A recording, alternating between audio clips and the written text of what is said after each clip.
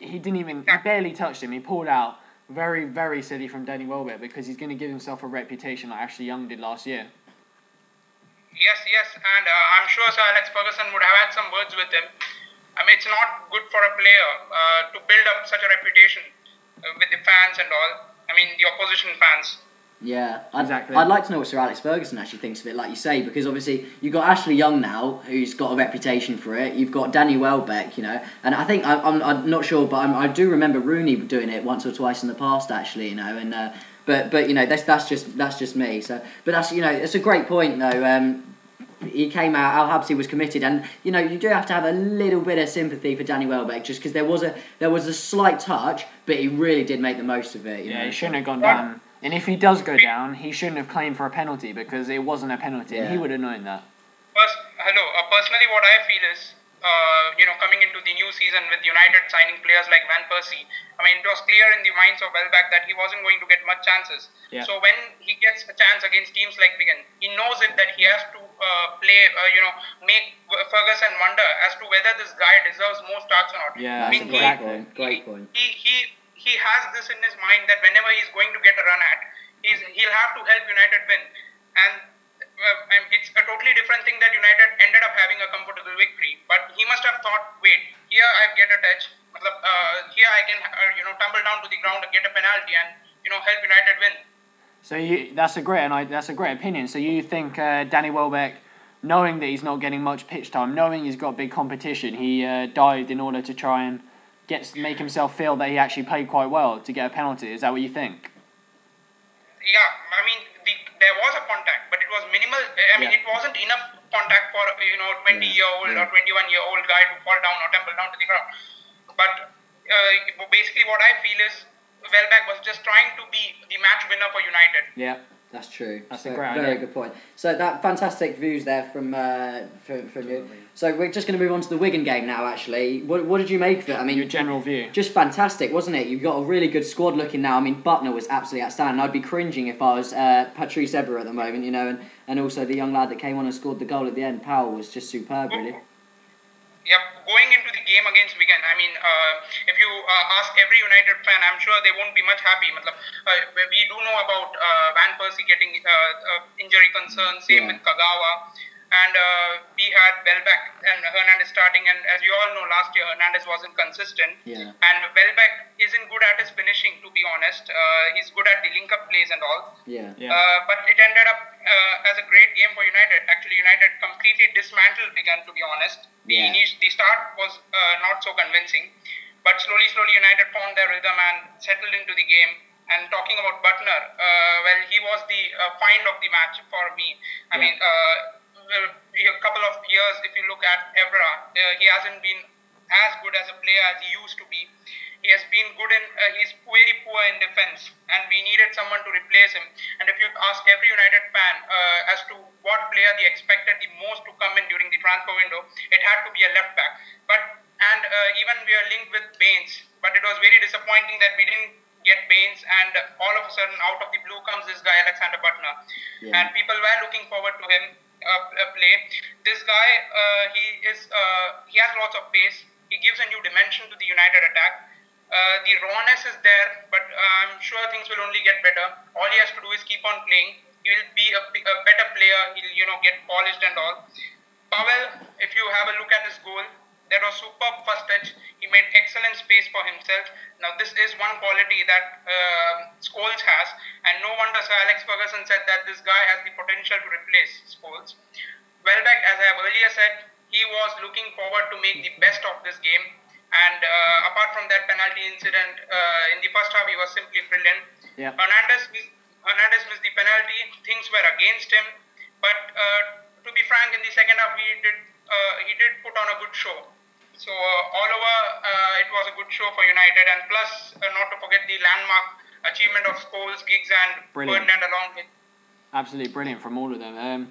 I mean, 4-0 against Wigan is a great result, even if your first side is out. And to have at least 3 of your best players out, and then to have people like Nick Powell, Butner come in, it really shows a lot about United's strength and depth this season. I mean, that's going to stand in great stead for the harder months, such as in the winter, where you've got games coming left, right, and centre at you. That was outstanding, Brian. I think it's really, really well summed up, actually, there. You know, I think you said it exactly. You know, United's dimension is just outstanding at the moment, you know, and if they're going to be playing like that the whole season, you know, when you've got... They really do have, you know, 4 of the top quality strikers in the world with Welbeck, Hernandez, Rooney and Van Persie, you know. It's very, very worrying, actually. So the Galatasaray match then, you know, what did you make of that then? The Galatasaray match, well, to be honest, I found it as a match of 2 halves. In the first half, United were far away from convincing. But in the second half, you see United settle down a bit. They were solid at the back.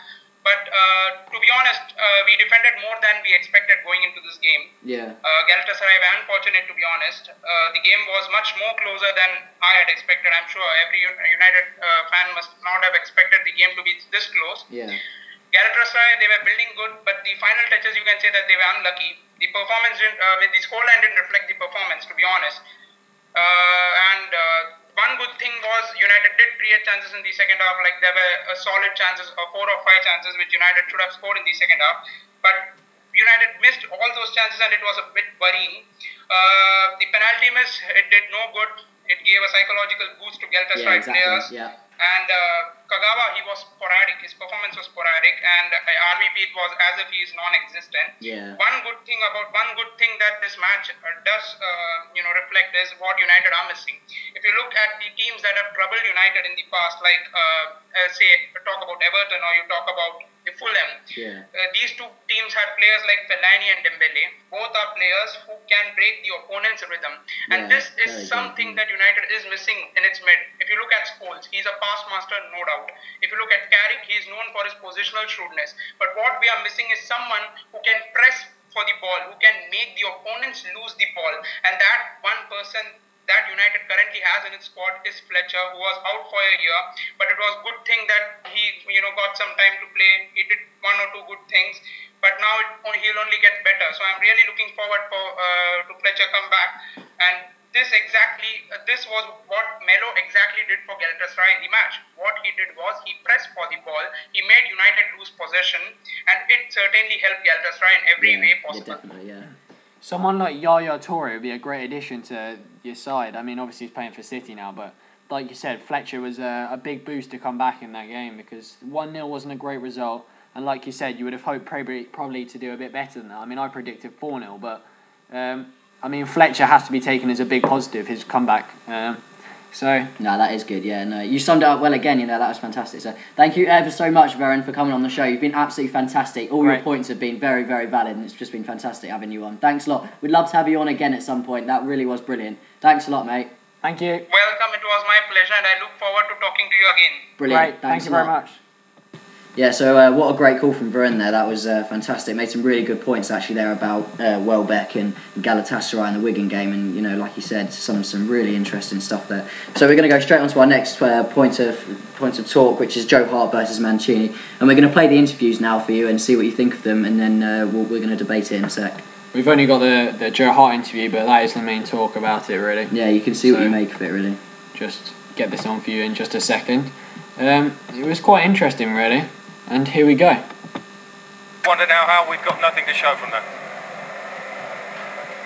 It's not on, you know. It's not. You can't go 2-1 up with 5 minutes to go and lose the game. It's not on. So you blame yourselves? Who else can we blame? We can only blame ourselves. Or do you credit Real? No. They were a very good team, so are we. We can't go 2-1 up and lose. You know, you come to the Bernabeu, it's a great stadium. Amazing manager, amazing players, and you know, we dug deep. We got a lead twice, and we lost it. So we can only blame ourselves. But listen, it's not often Real lose here, let alone draw here. So what have your team proved? What can you take from this as well, in terms of the level of performance that was shown by the players? It's hard to come off the field after losing 3-2 and be positive. I'm really sorry. I know you want to hear that, and I'm sure in days when we reflect, we can see the good things that we've done. But at the end of the day, we've lost the game, and we're not a team that should come here and pat ourselves in the back for doing well. We should a team that gets results. So you have to take a lesson from this, simple as that. Of course, yeah.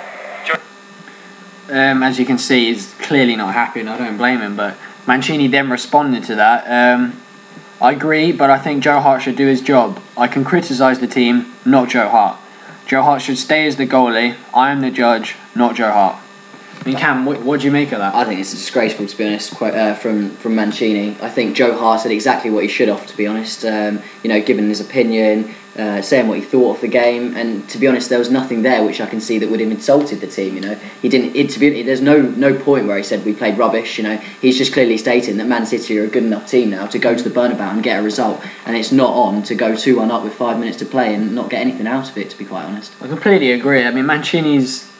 You say what you like, but Joe Hart has come out. He said what he thinks. He hasn't even speculated. He wasn't saying Yaya was rubbish, for example.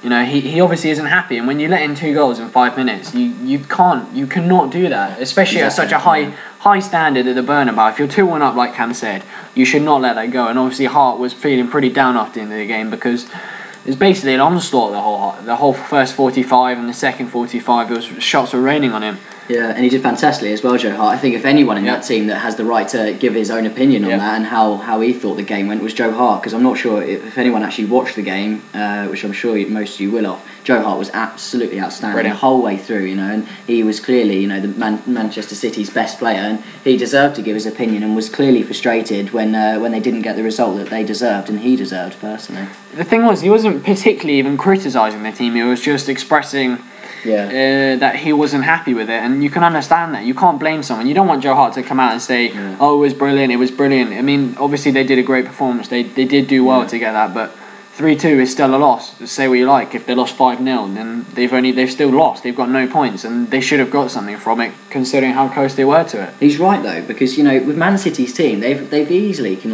compete with the team like Real Madrid. Yeah, you can argue the chemistry's not there yet, because Real Madrid have had that team together for quite a few years now, and you must admit, that bench that was on there, it's absolutely incredible. Modric, Benzema, Ramos. Kaká, Control, and just he's slotting to 90% of the Champions League teams, probably 100% of the teams, every single one of those players. But even so, Man City are a good enough team to compete for that, and I can understand where Joe Hart's coming from. It's frustrating when you don't get a result. But he's almost saying that Man City are an ambitious